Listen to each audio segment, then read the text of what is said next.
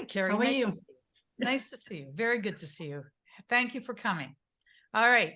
I'm going to start by saying that if you wish to be put on the email list, I know most of you are probably on it, but if any of you are not, please drop your email and your phone number in the chat, and I will save the chat and I will, add you because I send out the reminder email the day before. So you don't have to look for it on your social media. Okay, that's my public announcement. Now, I want to say thank you. Whoa, very, very much to Franco, because Franco is, and I'm going to ask you to unmute. Can you unmute there, Franco? Yes. There. Good. Thank you. All right. So Franco Montano is our guest today. And I'm very privileged to have the opportunity to have him come and speak to us. Thank you. Definitely. Glad to be here. Thank you for inviting me. I really feel we're lucky. You're not in sub 2. Are you in Gator? Yes, I'm in Gator. And so not in sub 2 yet anyway. But I was also in Pace's old program Zero to Hero a while back. I did that for a little bit. Nice. Okay. The reason I ask if you're in sub 2 is because a lot of us know each other if we're in sub 2, but I am always interested in knowing where people come from. And we are going to talk about co-living here today. However, I would like to know what were you doing? I can call Wendy. Yeah. Lance, I need you to. No, I was talking to you.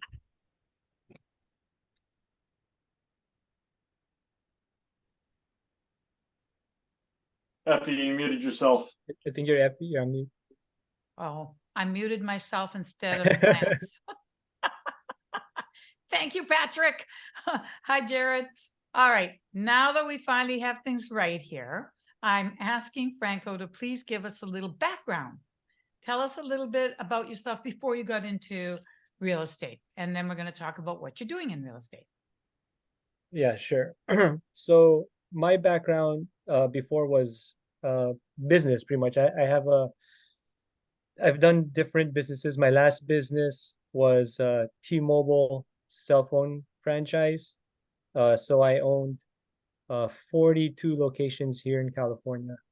Wait, And so 42 locations for T-Mobile locations? correct.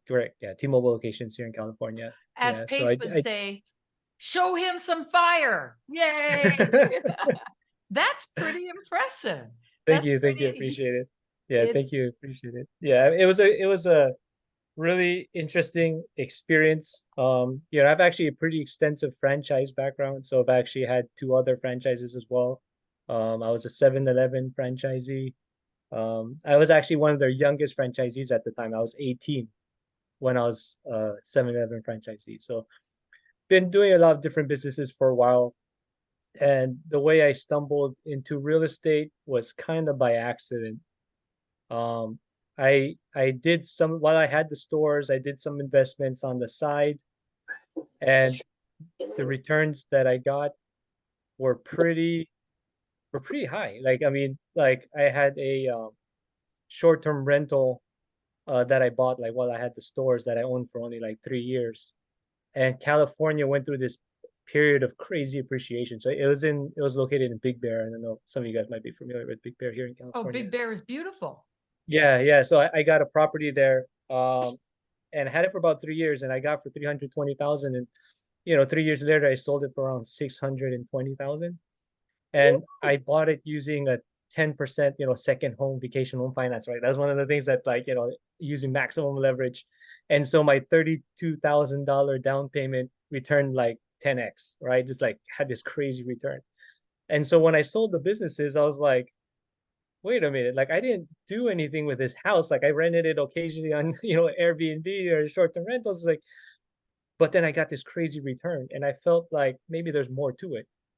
Just so happened, I sold another property at the same time that also had a really crazy return. I got it for 320,000. That one I owned a little bit longer. I had it for about 11 years. but I bought it for 320,000 and I sold it for 1.2 million. And Oh my so, gosh. yeah, so having these two deals happen all within 1 year, they all, like when I sold them, they all happened within the same period. I figured out that, maybe I gotta look more into real estate because like during this transition, I sold my stores in 2018. I was trying to figure out what to do next. I almost bought a bunch of different businesses, and I know Pace now is actually talking to, I think, a lot of you guys about like, business and creative financing, which is actually very common in the business world. Like when I sold my stores, I actually carried seller finance, uh, almost 500,000, me and my Wow. business partner. So it is very common to seller finance portions of the acquisition purchase. And so, I was looking at buying a few other businesses, and actually thank God, because it was right before COVID. That didn't happen because that could have been a problem, right? I almost bought a few different businesses. But um, that's when I started figuring out, okay, you know what? I'm looking for something to kind of replace what I was making before in my stores. Um, what else is out there? And I went through this journey that many real estate investors go through, right? Where you're trying to figure out, okay, what asset class am I going to get into, or what business am I going to do? Because real estate is very broad, right? Like, you could go into commercial, you could go to like public storage, you could do RVs, you could do mobile homes, you could like this, and then within those subcategories, you could even get deeper, right? Do I buy like do I do it from the debt side, right? Am I buying, like, do I invest in the debt? Do I buy REOs? Do I specialize in short sales? Like there's like within these subcategories, there's so many ways, and in each category, there's many people that are making tons of money, right? And so Yeah. I went through this process of trying to figure out what exactly that I want to do. And what I realized was, in order for me to kind of replace or get to like an income level that I wanted to be comfortable with, you needed a lot of capital. Like if I was going to buy, like, I was looking at a 40-unit apartment building in Tampa a few years ago, and you had to come up, and the leverage is a lot lower, right? The loan to value on a commercial property is like maybe 50-60%. So you had to come up with like a 40-50% down payment, right? And this is before rates start going crazy. Like right now it's even higher, it's like even harder now.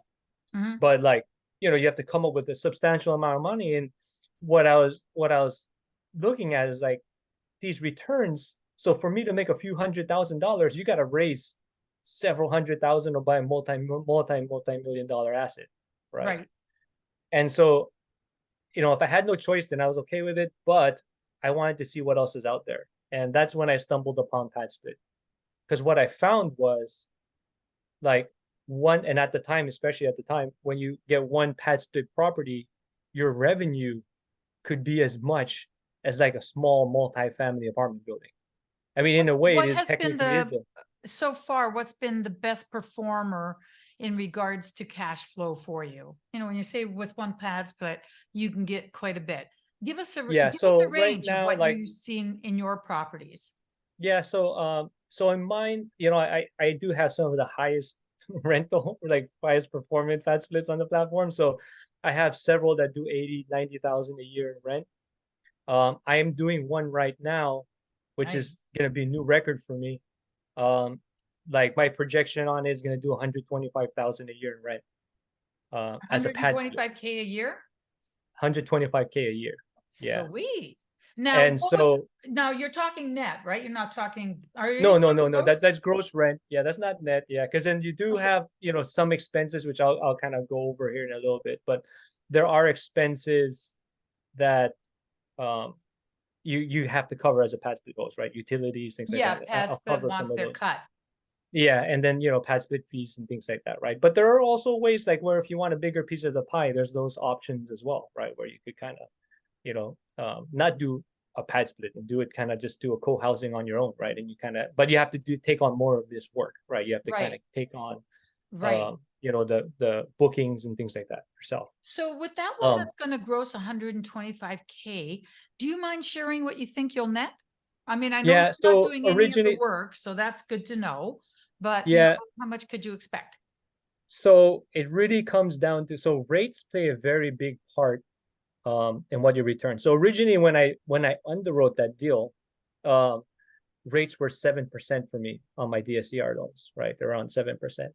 And so at that price, I was projecting to make about 4,000 a month, so about close to 50,000 net on that one a year. Because you do get some scales when you get like bigger, because this one's a little bit bigger. Mhm. And so I do have some advantages there of scale, so I'll be able to get a better bottom line. And so that one was about 50,000 now, because rates are a lot higher now. I'm in the middle of remodel on that property. And now my rates are like 9.5, 9.3. So, so it's like that eats tremendously a lot into your cash flow. So now it might be more like 30,000. Still good, still good for Mhm. this environment and for paying a 9.3% interest rate, right? Yeah. But there are strategies to that, right? Like we all know, like as real estate investors, like, okay, that's fine. I mean, you're cash flowing and then you just reposition when the market changes, right? The market's always changing. Right. And so, yeah, so which is great. And that revenue to me was just mind blowing, right? Because you guys have to keep in mind, I know that's common in a short-term rental, but this is not a short-term rental. Right. It's almost like a long-term rental, right? And to do something like that with like a hybrid kind of long-term rental kind of a property is really high because it's much more course. stable, right? A short-term rental, sometimes you fall into, depending on where you're at, sometimes of the volatility of the market, right? Like, you kind of follows like, okay, the trend is it that, is people going on vacation right now? Are they slowing down? Like there's seasonality a lot of times. Like when you have something where people live in your property for longer, it's much more stable, Of right? It's course. like having an apartment building. And so Yeah. those are one of the things that I like about it because it generates high revenue, and it's much more reliable. A lot of my members, PadSplit likes to call their tenants members. Mhm. They stay in my properties on average. On my portfolio, they average about a year. Oh, that's If you talk, interesting. Why yeah, do you on say on PadSplit, my portfolio? Now, I admire you, Franco. Obviously, from a very young age, you just grab the bull by the horns and you do the dance and you do it well. yeah, But yeah. tell Thank you, us, thank you. yeah, it's very, very true. I'm really impressed. But like what are you doing differently when you say on my portfolio? Because So the reason why I say that is because like everybody like PadSplit has a much larger portfolio, so their average is wider. So that's why with theirs, they have a lot of properties more spread out. They might tell you theirs are a little bit over a year is their average. really, Um, yeah, they I might would be a have little bit over expected a it year. to be shorter. So there's a lot of different that's why it's like there's a lot of different variables. So like some people that are concentrated in different markets, they're like I could tell you in like certain areas, different cities, like I see higher turnover than other parts and stuff. And so like that's why so like when I average it across all my rooms, it's kind of comes out that's like my average, but other people are going to have different averages depending just kind of where your portfolio is. Got And so, in Where is PadSplit your has the largest. portfolio? Right now for PadSplit, all my PadSplits are in Atlanta. I do buy in Florida. I just got into the Florida market recently, not in PadSplit, but other properties, other types of rentals that I do as well. What But areas for of PadSplit, Florida? all in Atlanta. I'm sorry. What areas of Florida are you venturing into? So right now, I really like Tampa. I'm looking in Orlando, as well. Not just for PadSplit, but also for just other types of rentals in general. Okay. I'm looking at like midterm rentals, as well, and You're some not long-term rentals too. I'm okay with you're that as not well. afraid of what's going on with the insurance? So that's a very good question. So what you gotta do is you just gotta buy right. So I'll give you a good example. I just got an appraisal back yesterday on a deal that I just finished in Tampa. I bought it for 265,000. It's a 2-bedroom, 1 bath. It has an ADU that's a 1 bedroom, 1 bath, right? And it just appraised yesterday for 580,000. So Dang, you so are good like at this. that's why like when I started seeing these deals, I'm like, you know what? I think I gotta do like this more often, right? Um and so that's why so even at that rate, because that refi that I'm doing there, my rate's gonna be over 9%. And I'm gonna be putting 2 long-term rentals in there. And even though as a long-term rental, I'm still gonna cash flow a couple $100 a month. Wow. Which Yeah. is crazy because it's gonna be like a nine, like, it's I got a really high return. And so, but today's market is a little bit tricky though, because the biggest problem right now is getting, like, you won't be able to maximize on your DSCR loans. The rents are not keeping up with the values of the house. So like one of the ones I did last month, that's a pad split. One of the ones actually I have it in some of my presentation. I'll show you guys actually that house. That property, I just refinanced it last month. I bought that one for 165,000. It just appraised when I cashed out refi, it appraised for 400,000. I spent about 50,000 on my rehab on that house. Okay, so you And bought so it at 165, you did 50K on yeah, around rehab, 50,000 on the rehab. Yeah. and now it's at 400. Wow. Was the Yeah, one it that you appraised were at 400. talking about in Florida, was that also a fixer-upper? That's also a fixer upper. I actually bought that from a flipper. So the flipper got in over his skis. He had 6 properties. They needed to get rid of some of it to free up cash. And I got a steal on it. I got a crazy deal. Was And was it fixed already, or did you have to finish fixing no, it? it was completely gutted. So I actually had to Oh. finish it. But I did have some benefits because then like he already finished a fully permitted roof. So in Florida, that's a big thing. So I got a brand new roof that I didn't have to deal with. And and then he kind of did the demo and stuff for me. So I kind of shortcutted there too a little bit. So I was able to kind of get that all done. And yeah, and then I just got that one appraised. So I'm getting that one ready to finalize soon. That sounds pretty sweet. And are you traveling there, or are you doing this all from California, Franco? Yeah, so yeah, I'm based here in California and I do everything remote. Actually, I've actually never even seen the Tampa house. I have no idea how it looks like other than the pictures, kind of how it looks like inside, or like I just go off pictures and walk through videos.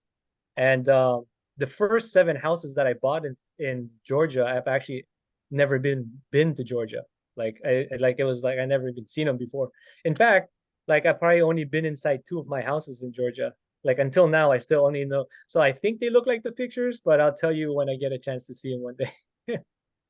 My God, Yeah, yeah, yeah. that's So I mean, it's pretty awesome. That's pretty yeah, awesome. a lot of it is like a lot of experimentation, right? Like being able to there's so many key steps to doing it. So and I think I'm a little bit like I have a little bit of advantage because I'm used to running a business where I'm not there. So like I had stores in San Diego and I had stores in Central California. And when you have like a lot of stores and you manage a lot of people, you're not able to be in all places all at the same time. So you learn how to kind of manage people from far away, and and you kind of just carry that over. I was able to carry that over into how I do that here.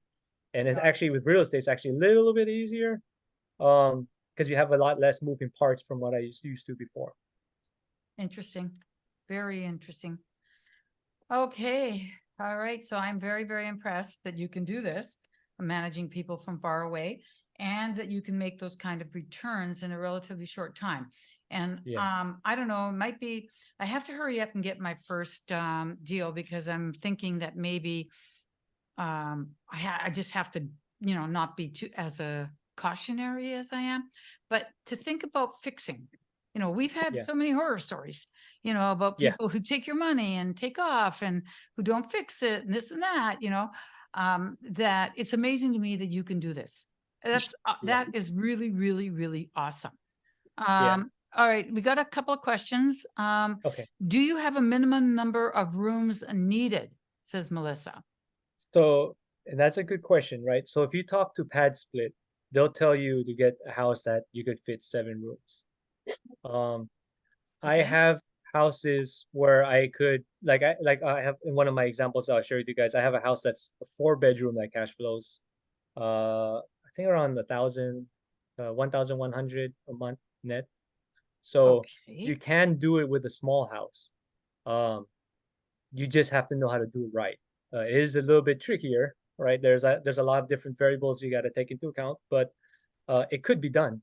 I would say anything less than 4 is kind of tough, but it depends. Because there's a lot of different things there. But what I found, like right now, if you're gonna buy a new property, like not something that you own for many years. Like you start and buy a new property, 4 is kind of like the bare minimum. I've seen it where it kind of penciled out. Um, Anything less than that gets kind of tough, but it's still possible. And is that what do you look for? What are you shooting? So in the beginning, I used to, and so I buy a majority of my houses on the MLS. Okay. And so Okay. that might catch a lot of people off guard, like, what? That doesn't make any sense, Franco. Why is that? So a lot of times when you get a creative deal, depending on your list that you're working, you don't get to really pick and choose the house, right? Like you gotta take what the deal is, right? Like, you don't, the deal is a deal, and then you kind of have to figure out what you could do with it.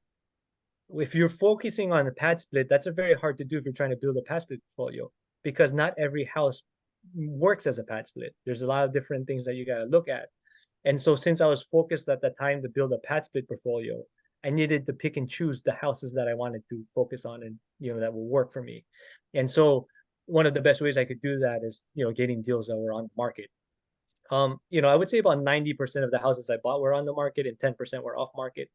But I still do them in a way where, as you guys could see, like these deals that I told you, these deals that I just mentioned, where that hundreds of thousands of dollars in equity in them, those were all on market deals. Those were all on market. I bought those on market. Okay. So, and there's a lot of different things that you could do there, but they're out there. Those deals are out there. Okay. They're not as easy to find, but they're out there. Okay, so I got a couple more questions that are coming up, Sure. and I have some of my own too. Lance had asked, what is your buy box? So you've talked about the fact that it's, you look at on market, but what kind of bedroom or square footage do you look for? Yeah, so for pad split, I would say the minimum. So if you do, because like for me, like the one example I was telling you guys with my 4-bedroom pad split, that one's like 1,200 square feet, and it works. How So many? 1,200, 1,200 square feet. Okay. And and I was able to turn that. I converted the living room into a room. So because it was originally a 3-1, so I had an additional room, Mhm. turned that into a room, and it cash flows for me as a 4-1 on pad split. Okay. And so it depends on kind of what you look for, but if But you what were do to you look go for? with the He's pad asking about split, your buy box. He wants to get so inside with your head. me, yeah, so with me, to be honest, I buy everything. So like when I talk to wholesalers, like, okay, Franco, like, what do you buy? Like I buy anything that's a good deal. Like one of the ones I just finished just last week, I'm gonna list it next week. It's a 2-bedroom, 1 bath, 700 square foot in Atlanta. So I buy everything. I buy a 2-1, 3-1, 3-2. Like, my biggest house is 4,000 square feet. Okay. So the only thing I won't buy is anything that's above the median price for that area. So if I'm buying in Atlanta, I probably won't buy anything above 350,000. That's the max. Okay. But it still has to meet like, ARV guidelines, right? So if I wanted to do, let's say I wanted to do like a burr. So I love doing burr right now, and I know Pace doesn't like it, but that's that's one of my favorite strategies right now, is doing burr. And I gotta be all in, especially in this market, no more than 70% loan to value. Um, Last year I was buying them as high as 80, 85% loan to value. And the reason why I changed now is because the market changed. Last year, my lenders were giving me cash out refis up to 80%. They stopped doing that now. Now they only do 70%, maybe 75%. Because of that, I had to change my buying. Okay. And so, Interesting. so that's kind of like one thing that I do. But I have a pretty broad box. I don't care. I mean, the house could be 100 years old, and like I'll buy it. If it's a deal, if it's a deal, I'm gonna buy it. And it's a market that I know that I like, I'll buy it. Okay. Very interesting. What about, okay. Um, eh, Melissa had asked about your tenant avatar. Do you go after a particular, what kind of a tenant do you go after, or member, we should say? Okay. Like in pad split, are we Yeah. talking about a pad split? So Yep. pad split, some hosts, they do additional screening, right? They want like they want the member to have a certain amount of income or be approved for a certain amount. They kind of want to do an interview, things like that. What I found is like I don't screen my tenants too much. Like one of the big things is like if they have an eviction within the last 7 years, I just won't take them. Well, that's Because good. what I found, yeah. But anything else other than that, believe it or not, on PadSplit, I just take them. Like I just never really found because then like I've had yeah, I mentor a lot of other people that get into PadSplit and some of my mentees they'll do like this crazy screening. Well, they'll check their Facebook account and see like their pictures and they do all this additional stuff. And then at the end of the day, sometimes they still have a problem. Like you could do all this screening. What I found is that it doesn't really make it that much more better. You know what I mean? Like you could have some key ones, but again, it's what you're comfortable with. That's what I would say, right? Because at the end of the day, it's still your property. You got to be comfortable with it. With me, I look at it as a business, and I didn't really find like when I look at my metrics, it didn't really make that much of a difference. I do like asking certain questions and things like that from the members, and just kind of getting a feel, see like I don't want a complete disaster of a tenant, but for the most part, I don't do deep screenings. I didn't really see that to really make a big difference. So to answer your question, I don't screen that much, but that's just me. There are many hosts that do though. Okay. How about showing us one of the properties? I Yeah, think definitely. that- Actually, let me see if I could present here real quick. I have a little short thing that I could share with you guys. Let me see if I could find it. Where is it? I've given permissions to share, so you should be Oh, able here it to. is. Oh, yeah.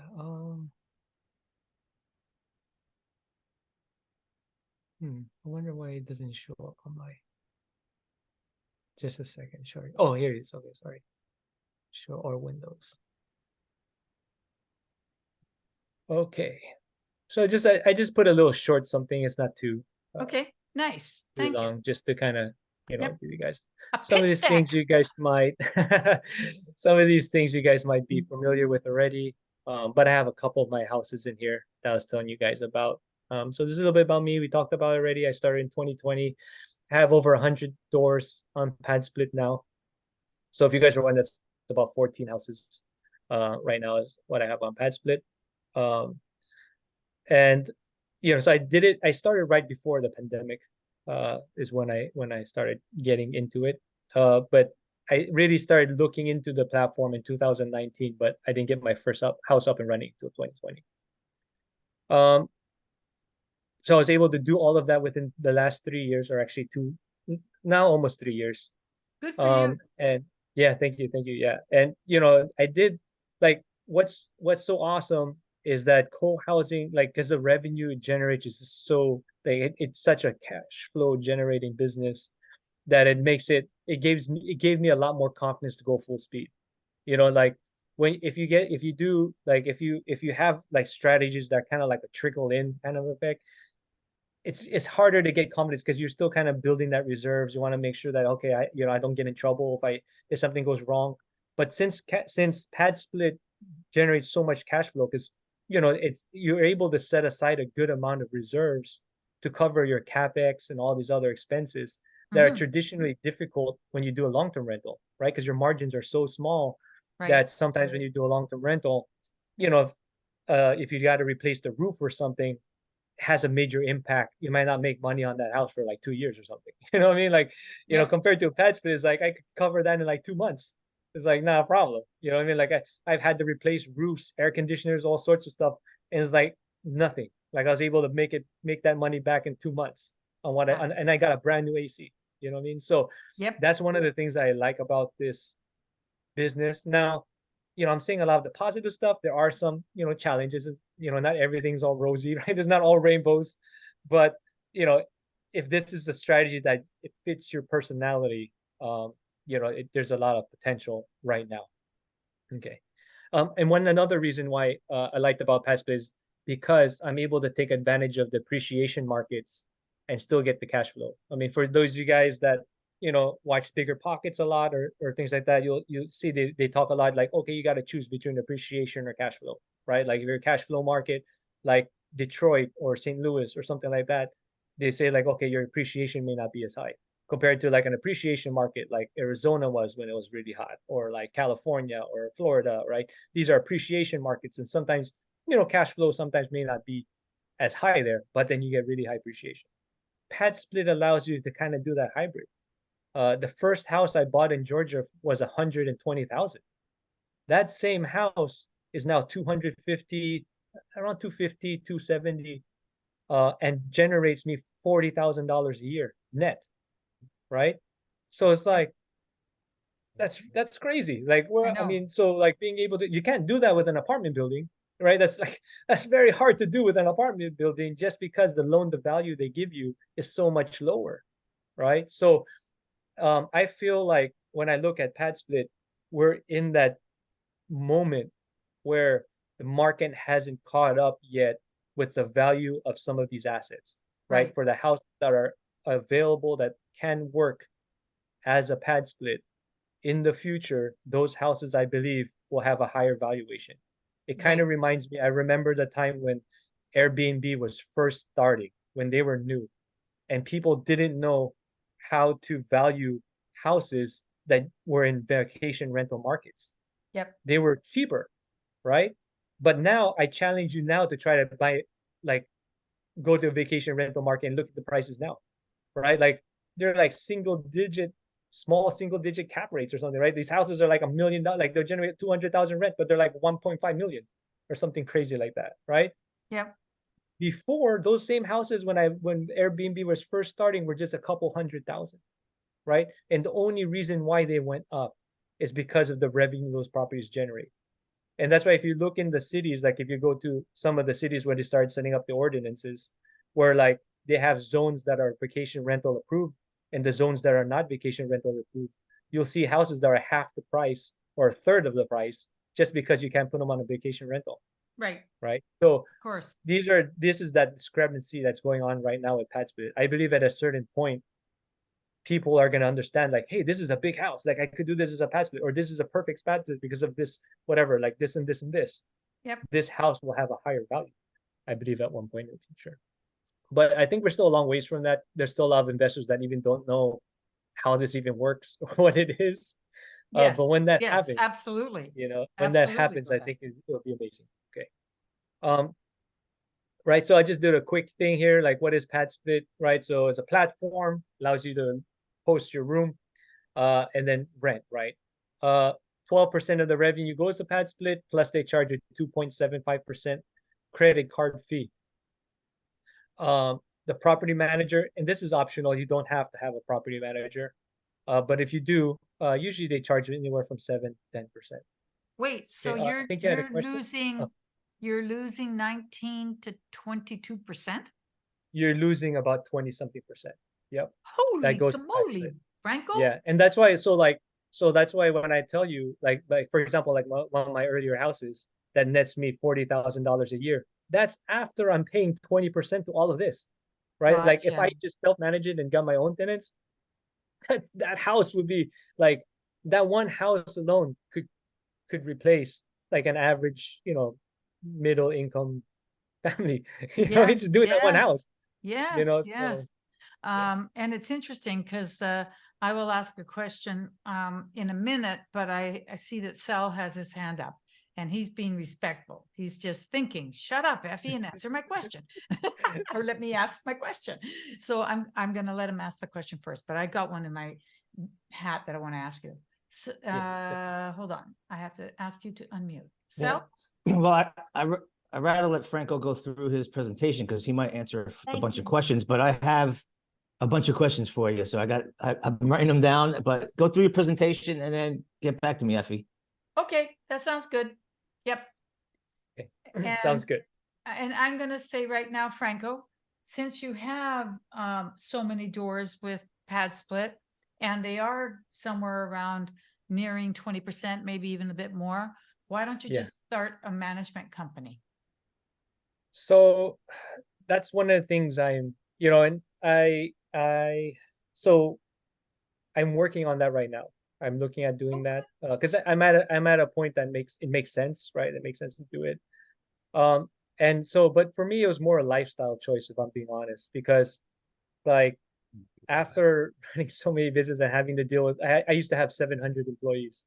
And so like after doing that, like you kind of get burnt out. And I don't know, I never wanted to manage another person again, to be honest. And so I've been kind of slow to really do it. I'd rather just pay the percentage, whatever. But it's getting to a point where it's a pretty substantial amount. It makes sense for this, because whenever I bring on somebody, you still have to manage that person. But now it makes sense for like, okay, it would be enough revenue where I could hire like a really skilled person, pay them more money, and then that way I don't have to kind of oversee them too much. Right. So, but that is And something not that just that, but if it's a business, you could write it off as an expense yeah, no, a definitely, different yeah, way, right? yeah, no, There's all definitely, sorts yeah. of advantages that we're not really talking about, but yeah. Okay. All right. That's interesting. Sorry for, making you go stop your presentation like Yeah, Sal, no Sal problem. says. Yeah, no, Why I don't we love it. just Yeah. continue? And Okay, that's good. we'll All right, get so to the that's end just and like get a some kind of questions. little rough idea about like, PadSplit kind of what it is. I know Pace kind of went in detail like with a lot of you guys on kind of, details of it, but I just kind of want to did a quick summary.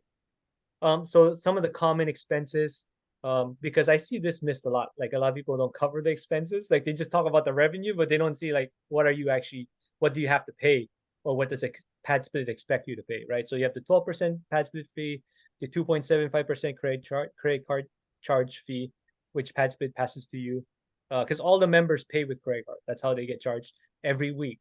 So even though they're on like a weekly agreement with PadSplit, they stay several months or years with you. Honey, Some of she's here. I'm sorry. No, sorry, that was just someone coming on. Oh, okay. And I'm happy they're coming on, but they should mute themselves. Go Okay. ahead. And so utilities, water, trash, electricity, Wi-Fi, gas. So with the PadSplit platform, they require hosts to cover all the utilities. So they want to make it simple for the members. So then that way they know kind of how much they pay every month. So that's one of the things that you have to take into account. Property management is optional if you have one.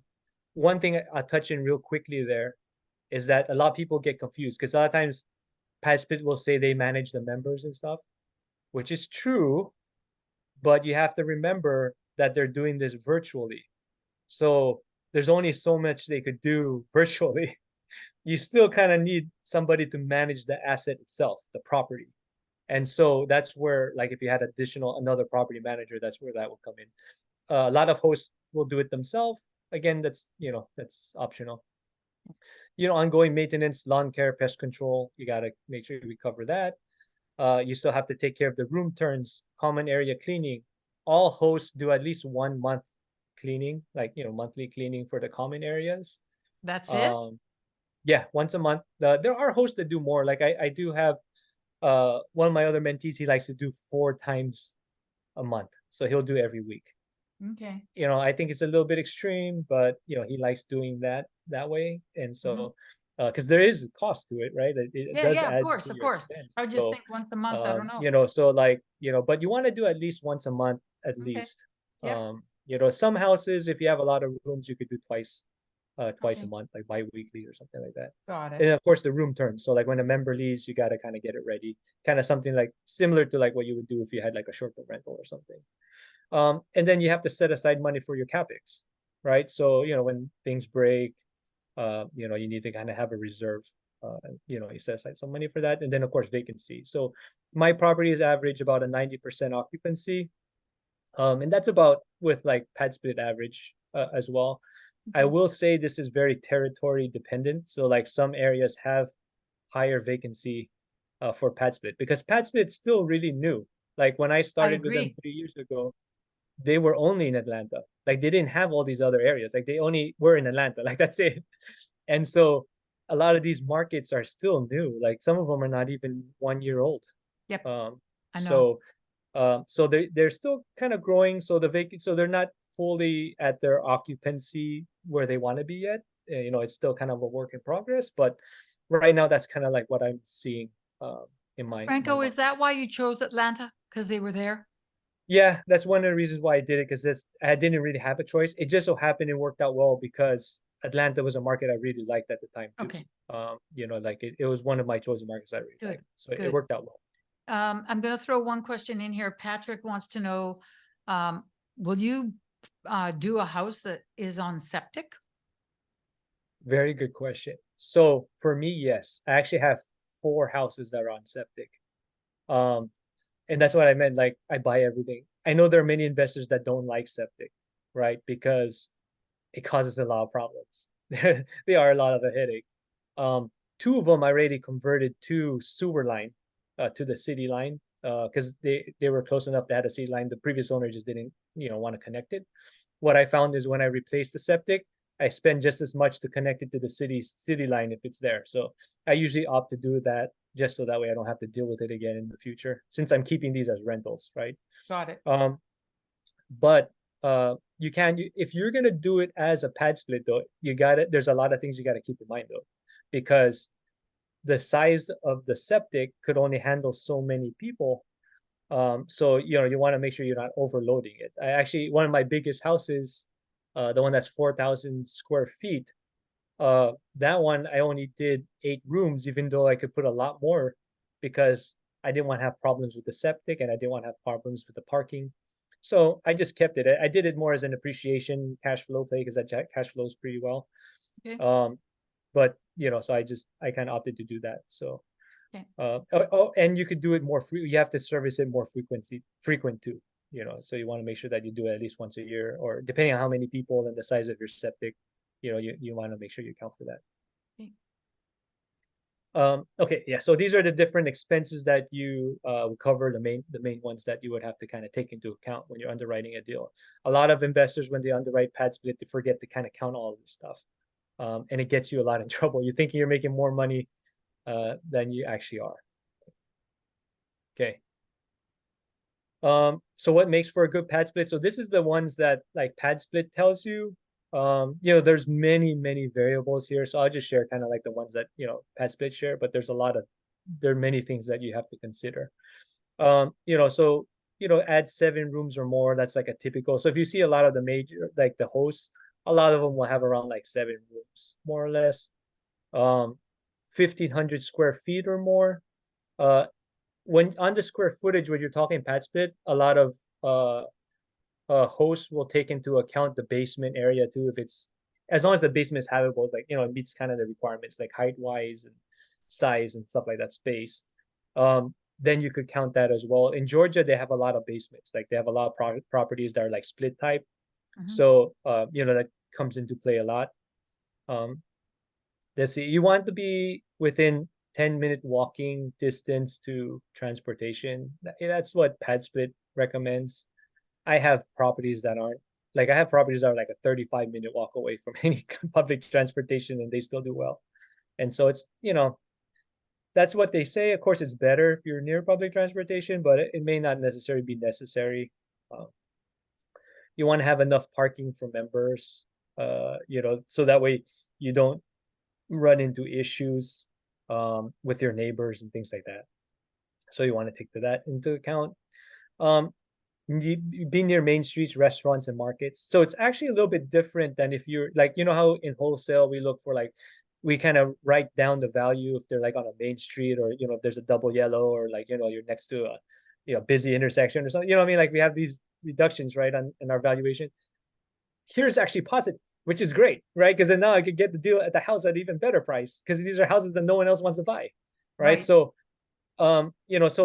so what doesn't work for like a family primary residence if you're doing a flip or a wholesale or something works great for PadSplit. Like this, like it's like the opposite. It's like looking for like a commercial property, and so so those type of things work great because it's accessible, right? So you think of it kind of like a hotel because if they're near a restaurant, major shopping area or whatever, member could walk to the market. Those are positives, right? Those are additional things that makes it more like it's almost like an amenity for your member. Okay. All right. So here is one example, is the house I was telling you guys about that I did. This is actually the remodel pictures, how it looked like after. Because remember, I'm keeping them as a rental, so I don't go crazy on my rehab. I rehab it enough to get the value that I want, right? because anything extra above that, the member's just gonna, damage it over time anyway. So there's no point in spending that extra money. So that's one of the benefits that I love about it, because I don't have to go crazy. Like if I'm doing a flip, I'm able to kind of save a lot on my rehab costs there. So this house, I got it for 81,000, which is a great deal in Georgia. That's a great deal in Georgia. I spent $30,000 on the rehab. I did this house like earlier this year. It appraised for 200,000. At the time, I was actually the lender was still doing 80% cash out refi, so I got $160,000 out of this house. So I got paid to buy it, right? So I got paid like $40,000-$50,000 to buy this house. The I rehab only feel took so me. bad for you. I know. The rehab only took me 30 days. So I was able to Wow. get in and out. I'll show you guys a picture of the inside. The inside actually wasn't that bad. Does PadSplit do the rehab? Is it their team or is it yours? No, yeah. So you would have to do it yourself. They do have PadSplit recommended vendors and things like that, but you're basically doing, using your own crew for that. So I did the cash out refi. This house brings in $3,120 a month. If this was going to be a long-term rental, the rent here would only be like around 1,300 for this size house. So I'm getting substantially more as a PadSplit property. This one cash flows me net about 1,100 a month, and that's after like the property paying PadSplit and my property manager 20 whatever plus percent, and after setting aside reserves. Usually on my houses, I like to set aside anywhere from $200 to $300 a month reserve for capex. This is a smaller house, so I set aside like around 200, and I did a lot of the rehab already. So I was able to set around 200, and so this is kind of how it looked before, right? Very similar. All I did is power wash it. I didn't even paint it on the outside. I just power washed this whole house, and I still got a good value, right? So I just power washed it, and then this is the inside. I just laid in. This is the old before picture, but yeah, I didn't have get to a say chance to that power download. wash sure came out well. Yeah, yeah, no, it did, and that's why that's one of the mistakes like investors make, like on rentals, like they'll over rehab a house, right? They'll paint everything inside, outside, put new floor. Like there's a lot of stuff sometimes you don't need to do. You know what I mean? Like the house will be fine, and you'll appraise like appraiser, because appraiser just looks at certain things, right? They want to see kind of how the other houses look in the area that are selling. So if you have a house in the area that's just like, slightly updated, even just a little bit, and it sells for like, let's say 400,000, appraiser will take that comp if you're very comparable to it. You don't have to have like all these new tiles and, fully remodeled bathroom, right? You could glaze the bathroom and still get the same value. So, I put in new floors and stuff. So you see the condition was okay, wasn't that bad. I actually, when I bought this house, I actually beat out an offer. There was another investor that bought it, or I'm sorry, that made an offer that was higher than mine. They got an offer for 90,000, but the seller took my offer because I was able to give them more confidence that I would close, that I was a serious buyer. One of the advantages, if I'm buying for my own portfolio when I'm not a wholesaler, it gives me much more confidence because I get much more aggressive, because I don't have to be worrying if I'm going to sell the house or not, because I'm buying it. Like I don't need, I'm not like, if I want that house and it's a good deal, I'm buying it. Like, what terms do you want? Like, what, like, if it's a good deal, like, how can we make it work? And so the buyer that comes across to the seller, and it gives them much more confidence.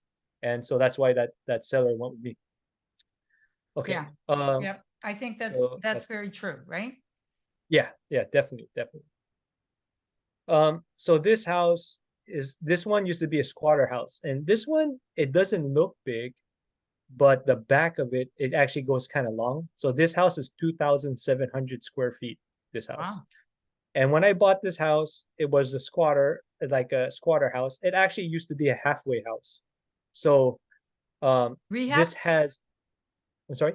For rehab, like drug rehab? Yeah, it was a halfway house for a long period. So like when people got released from jail, they would go to this house and live here. That was what the previous owner's from business was. incarceration. Okay. my Incarceration, yeah, apologies. like incarceration, yeah. And so why I like this as a PadSplit was because the neighbors, and that's how I found out about the house. Because at the first, in the beginning, I only knew it was a squatter house, but it had a lot of rooms. When I bought it, it had 6 rooms already. And so, the neighbor, we were talking to the neighbor was the one telling us the story that they used to have like, I think it was like 12 people in this house, because they used to do 2 people a room. Hmm. And so like they used to have 12 people in this house. So what I liked about it is the neighbors are used to seeing a lot of people in this house, right? So I don't have to have an issue about them like, oh, why is there so many people in this house? And they call code enforcement or like whatever, like, start creating issues. Like they're already used to it. Like it's always been like that for several years. And what happened was the previous owner, I don't know if he passed away or whatever, didn't maintain it. And it was just like vacant for like a few years. And then squatters started breaking in and like completely destroyed, like not completely destroyed, but it made a huge mess. Like they actually had to cut power from the pole because the squatters were stealing power from the electric pole, and they're like they did all these crazy stuff. And so when I took over this house, I'll show you here. So this I actually had to remove 7 30-yard containers of trash and 18 mattresses from that house. Wow. So it was one of my, at the time, it was my biggest project, like my biggest rehab that I had to do. And I took it on because it was a big challenge. I wanted to really challenge myself. Like, sometimes when you do, as a real estate investor, you want to kind of challenge yourself a little bit. And this was one of those challenges that I did this year. I was scared to death, to be honest, but I just took a shot. What's the worst that could happen, right? It's nice that you've gotten to that point where you can afford to take those kind of chances. Yeah, and it took Since a long it's not time. your first and your second, and you've built Yeah. up, the CapEx and other places and reserves. I'm happy for you. That's awesome that you can do that. Thank you. Yeah, Because I it mean, allows you and to there's do so nothing, much more. there's nothing wrong going in stages. Like when I first started, I would do like, basically like cosmetic remodel like things. I would never take on a project like this in the beginning. I just wasn't confident enough yet in my, construction crew and my, if I kind of knew all the things, like, I kind of had to work into it. And then I just took bigger and bigger projects over time and educated myself more and more over time. And now I take on everything. Like I'll do evictions, I'll take on like structural problems, foundational issues, like I take it all on. Wow. And next year I'm planning to do new construction, New construction. which is new construction. Yeah, that's one of the things that I'm looking at doing. Mhm. Not only for PadSplit, but just kind of in general. So, but you kind of work your way Good. up, and then you kind of, and there's no need to kind of, have to do it. But you kind of want to. You sometimes the one advantage though is you're able to get better and better deals. Right. Uh, Of course. That's why you got to the get past the that big- first one. I got to get past Yeah, that yeah, first one. definitely. Ari definitely. asks an interesting question. Yeah. Like how many years have you been doing this? Like when did you buy your first investment property? What's Yeah, your so my learning first- curve been like? What's the length? So my first one when I really started to go full time in real estate, right? So not counting like my other like investments when I had my T-Mobile stores, was in 2020. So like when I got my first PadSplit, that was my first one, and I was scared to death because what happened was I got that house up and running. It was around like February 2020, and then in March I got my second one up and running, and then like COVID shut down the whole country, right? And I Yeah. had these 2 houses that are full with members because PadSplit filled them up within 30 days. They're full with members, and I thought I had to evict everybody. I thought it was like, this is gonna be a freaking nightmare. Like what I get myself into. Like this is gonna be a horror show because these are all like low income members or something. And what happened was actually the complete opposite. So I actually waited 3 months before I bought another house because I wanted to see what was gonna happen. And at this time, literally everything was shut down, like the whole country, like no one was working. And what happened was all the members paid. That entire period, I didn't have to do not one eviction. During all of, I don't even know how they paid me, but they paid me every week. Like, I don't know how they did, but they did. And Wow. I didn't have to do any eviction. And at that moment, after 3 months, so this was about mid 2020, I knew this is what this is it. And I bought as many houses as I can. I tried to buy as many houses as I can. And I wish looking back, I bought even more because I still kind of eased my way into it because I still knew I only had 2 houses, right? So I was still kind of like, okay, maybe I get another one. And okay, 3 months later, I get another one. If I looking back, I should just bought 10. You know what I mean? Like, shoot, if this is like now, I would bought as many as I can during that time, right? Yeah. but that's just like any real estate investor, right? If you look back. Wow. So, but yeah, so still fairly new. So like right off the get-go, but my first initial ones, one of the things that I did, that like if you're new and you're kind of getting started and you're worried about taking on a big rehab, it's not bad to take on an experienced partner, right? Yeah, yeah. Or take on an experienced contractor.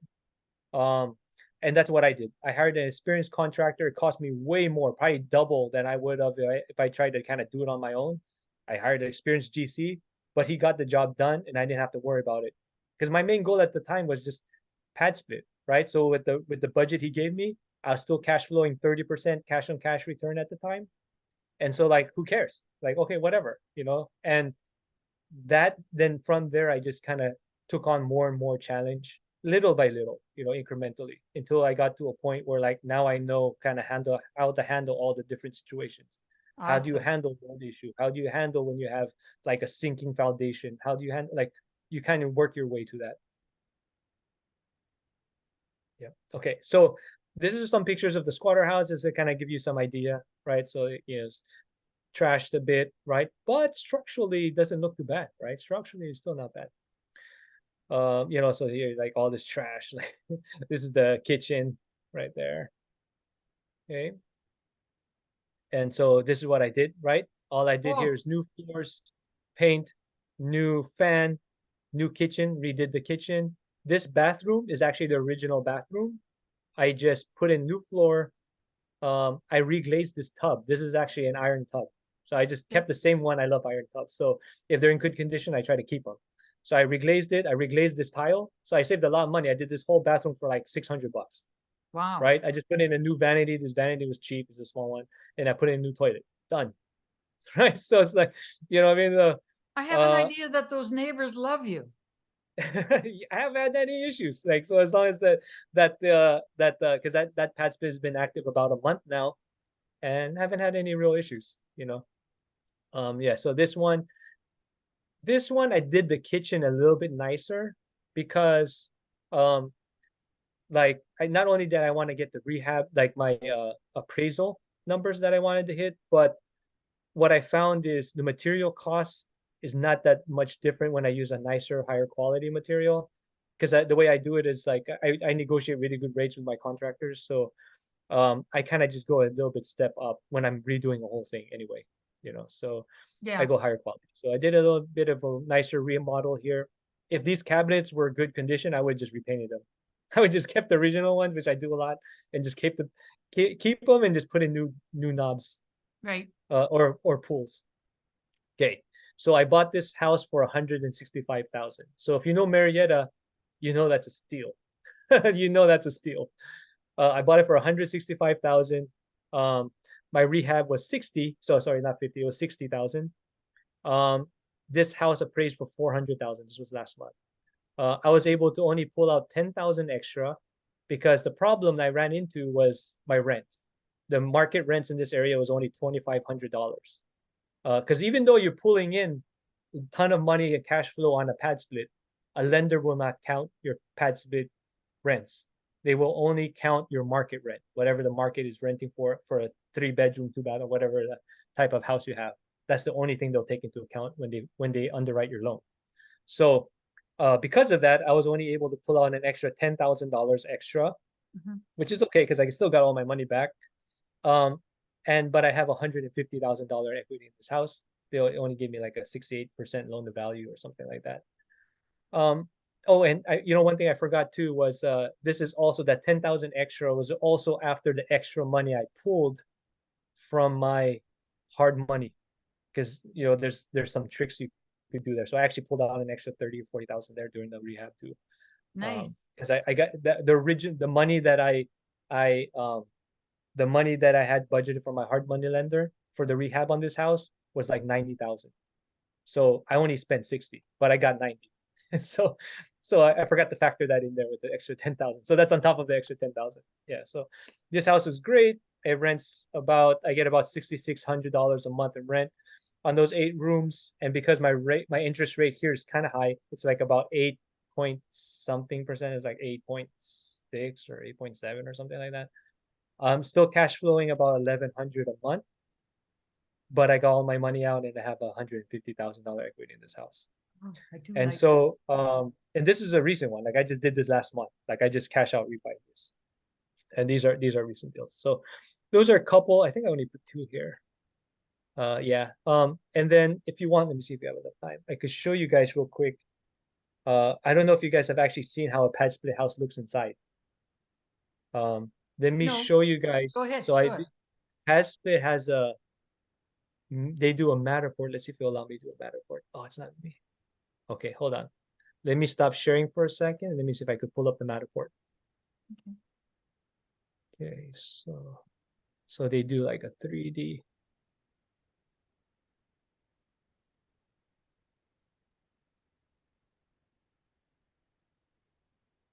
Okay, so just one second. Let me see if I could share it.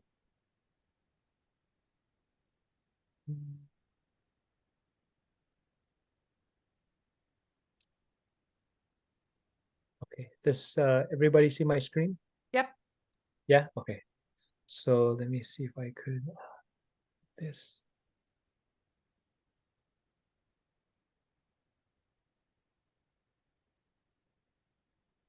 So this is kind of like how PadSplit house looks, right? So like this is a split type house. So if you see, turn it over here.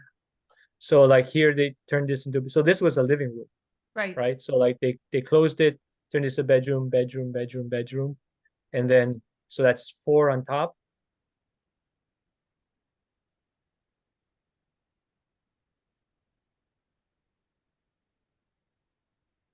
Then you have 1, 2, so 7, and there should be another one here, 8, right? And so Wow. like that's kind of like how you, so you'll usually enclose the dining room. Sometimes you do the living room, sometimes the dining room. In this case, because the way the layout is here, see the kitchen, and then they just turn this into a dining area. Sometimes you're able to convert this as a room. Like I've had houses where like I kind of like close this, turn this into a room, and then try to open it over here. And then you could add an extra room there sometimes. So so this is kind of how a typical PadSplit house would look if you had like a 7 or 8 bedroom, and if you had like one with a basement. Got Okay. it. Yeah, so I just kind of wanted to show so that way you guys can kind of see like kind of how the layout Yep. I looks. think it's pretty awesome. Yeah, and then let me continue here.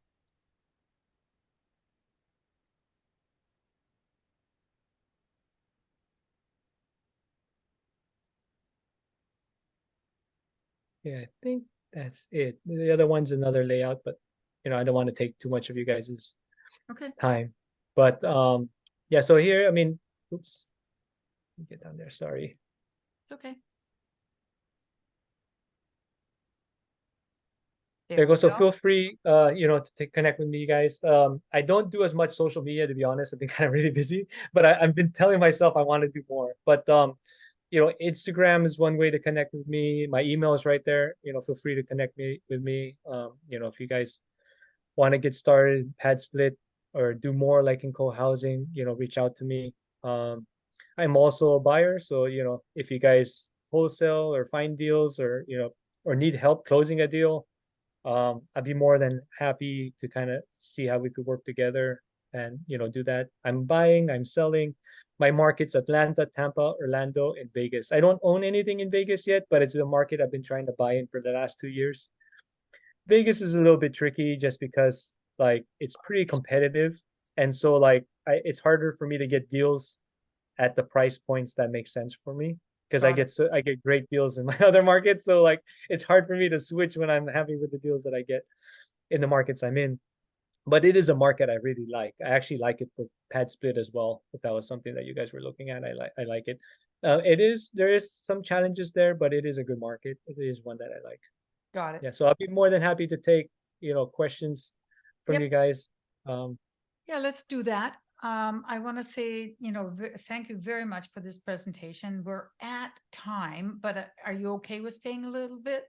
Yeah, I could stay probably an extra maybe 15 minutes if that's okay. All right. Yeah.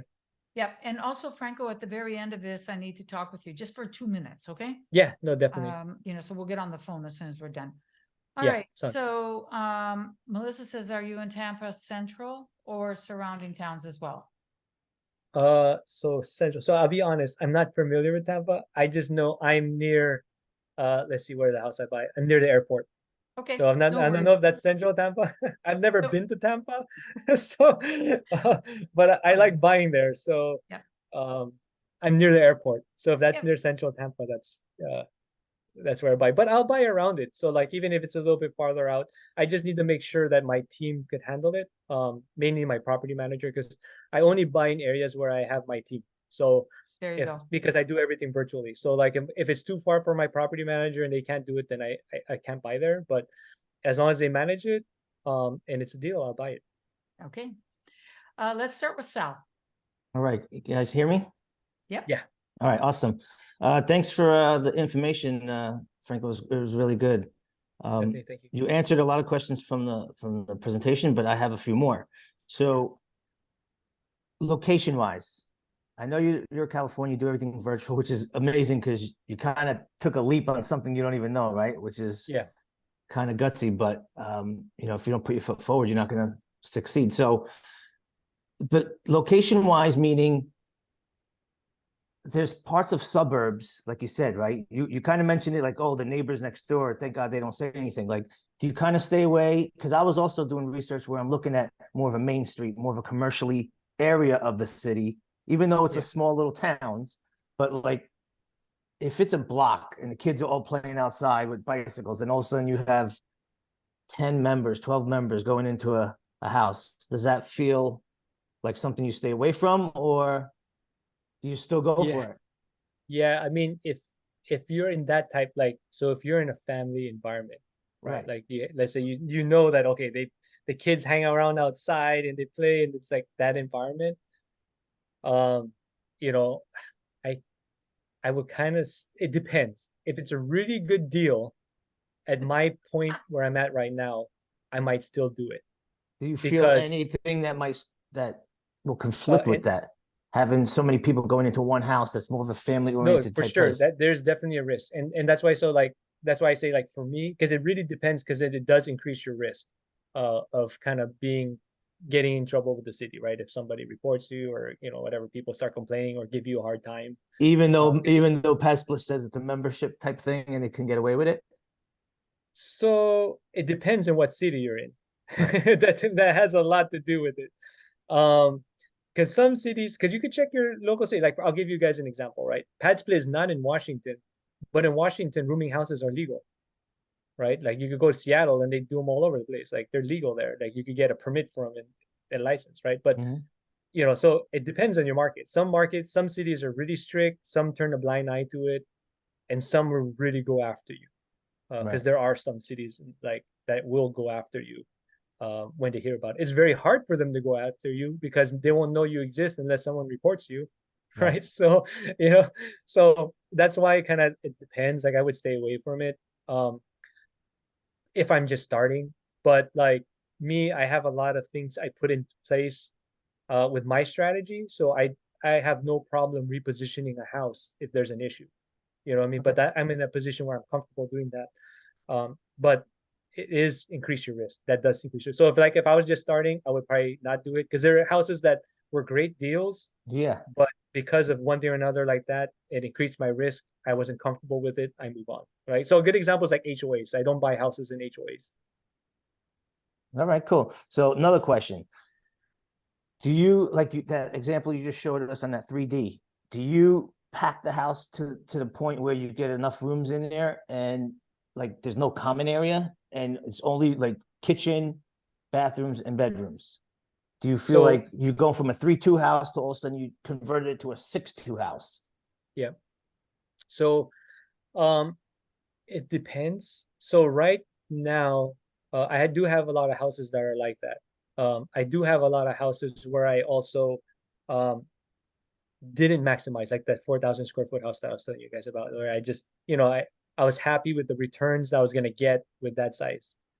Because it's still a business, so it still needed to make sense. So if I could get it to pencil with less rooms and I'm happy with that type of return, I'm going to do that. Because, you know, when you have a lot of people in the house, there are still more challenges, right? Because, you know, sometimes there's more chances where members might get a disagreement where like they might not be unhappy or whatever, like, or cleanliness or something like that. So, you know, so there are benefits to not fully packing the house. So it kind of comes down to like what your goals are and if the deal makes sense for you. Okay, cool. And last thing would be management. So I kind of heard you saying that you don't want to be management no more, and Yeah. you do source it out to PadSplit.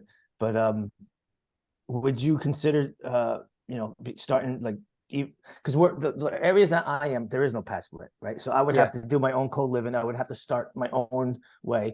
So I would probably self-manage the first few, and then eventually once you get to a point, like you said, if you have enough income coming in, just hire a management. Well, I mean, if you start with one, like if it's one house and you're handling like 7 tenants, it's actually not that difficult. Like, it starts getting a little bit challenging because then you're not going to get maintenance issues every single day, right? Like when you have one, but when you start building up your portfolio, then you start getting stuff every day. Like there's always something going on when you have a lot of rooms. And so like in the beginning, I think it's great, like you self-manage, because if you self-manage too, you'll learn a lot about and see if it's for you, because you might find out like, hey, you know what, this sounds like a great deal, but it's not for me. It's like not my type of tea, because it is a different type of business. I will say it's not like a midterm rental. So would you recommend going to a city where PadSplit is, so you don't have to deal with that stuff? Kind of like what you said, you went to Atlanta because that was the only place. So is it more beneficial to go to one of the 7 cities they have? If you want kind of additional support, right? Because what you get with PadSplit is you get additional support, so there's less things that you got to worry about, right? Because if they're managing the member and they have their whole process and they train the member on like the rules and like what they're supposed to do, then you could focus on everything else about the business, right? Like maintaining the house and buying more properties, right? Like that's what you focus on. Now, if you don't have PadSplit, then you got to add an extra workload to you. So like it comes down to kind of like what your goal is. Like if you don't mind that, like let's say for example, if you're just starting and you know you have a lot of time, like this is gonna be your main thing, then you could start out that way and it wouldn't affect you too much. Yeah. So it kind of depends on you. Yeah. All right, man. Thank you. Yeah, definitely. Thanks, Sal. Yep. Sean, you're up. I think we have time for your question. And Sal, do you mind lowering your hand and so we can get Sean in there? Perfect. Okay, Sean, you're up. No, we can't hear you, hon. Can you hear me now?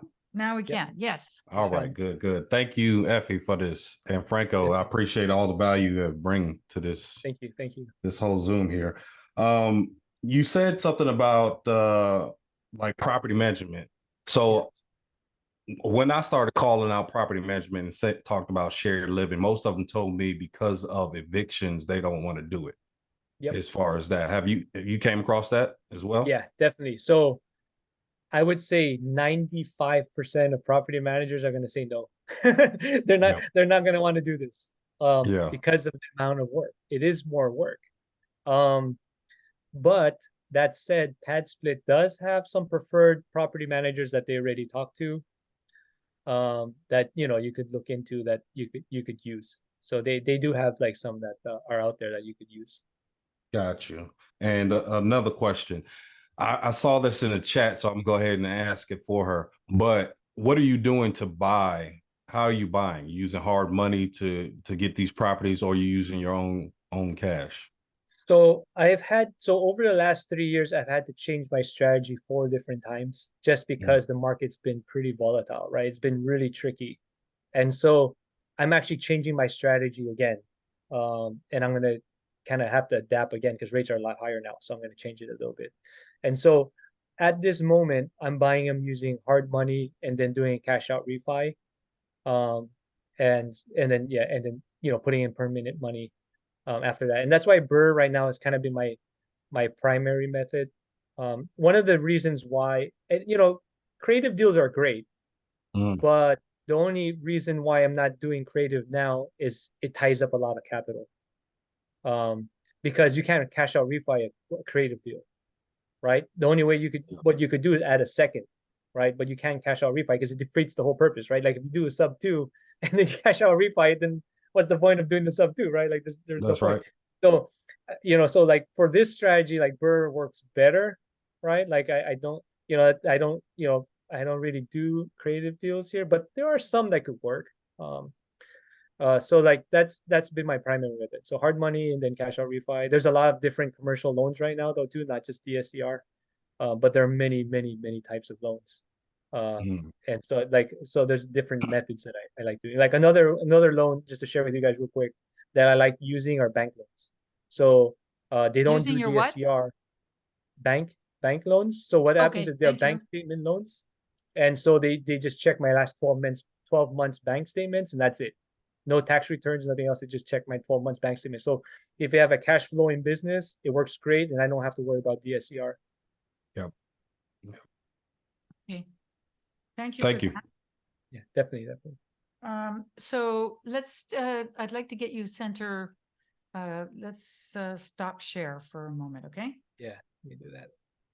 There you go. Where are you? Yeah, because I'd like to get you in here. Whoops. Definitely. Okay. All right. Franco, just a sec. Yeah, You know no what problem. I'm doing sometimes, guys. This isn't as easy as you might think. Okay. All right. Great. There you are. Franco, I really, really want to say thank you very, very much. And Oh, I want to definitely. say My thank you pleasure. to everyone for coming. For those of you who are coming, do you want to, you've given your personal information out and you said you're not on social media. Are you intending to, is that the way you want it? Oh yeah, you could reach you could reach me either on Instagram or on my email, that email I shared there. Okay, It's probably the best way to reach me Okay. right now, and then we could kind of start chat sounds there. nice. Everyone, I would like for you guys to feel free to bring suggestions to me. Franco was a suggestion to me. And I'm grateful for that. And I think we've all benefited hugely by having him here. And I am doing this as a facilitator, not as a teacher. I mean, I know I have a teacher part in me, but you know what I mean.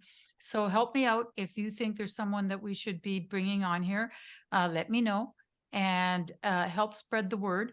If you could drop something in sub 2, just to let them know.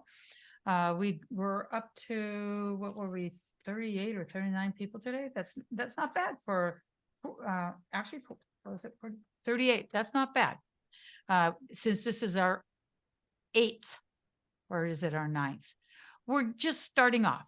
And I think this could really be very helpful to a lot of people who don't have money to pay the huge amount of mentorships that some of them cost.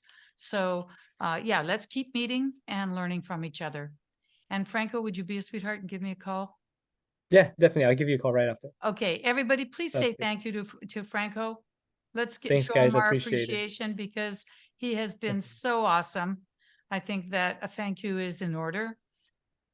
And I have to Definitely, say, I'm definitely. super happy with you guys in the chat. It's just amazing how you've been interacting and everything. It makes me feel like maybe I'm a little teeny piece of paste. Anyhow, I'm just kidding. All right, guys. Thank you, and we'll see you Thank you. next week. Bye, everyone. Bye.